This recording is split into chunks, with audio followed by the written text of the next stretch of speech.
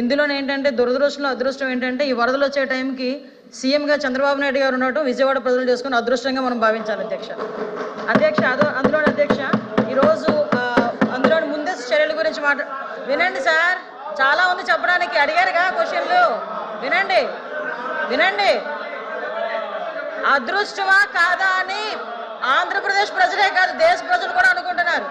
దయచేసి వెయిట్ చేయాలి, దయచేసి వెయిట్ చేయాలి.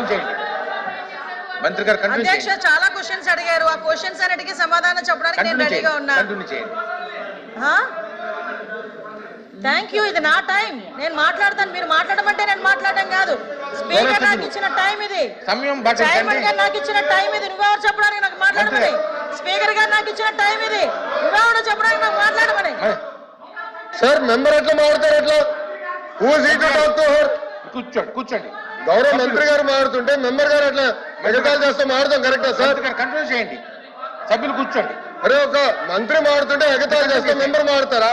మీరు కంటిన్యూ చేయండి. ఏంటి సార్ ఇది? హౌస్ కంట్రోల్ చేయండి సార్, ఇది హౌస్ ని ఆర్డర్ లో పెట్టమనండి సార్. మీతో మిమ్మల్ని ఉద్దేశించి మాట్లాడాలి తప్ప మమ్మల్ని ఉద్దేశించి మాట్లాడేయండి సార్. అంటే హౌస్ కి విలువ ఎక్కడ ఉంటుంది సార్? ఇది వద్దులేండి.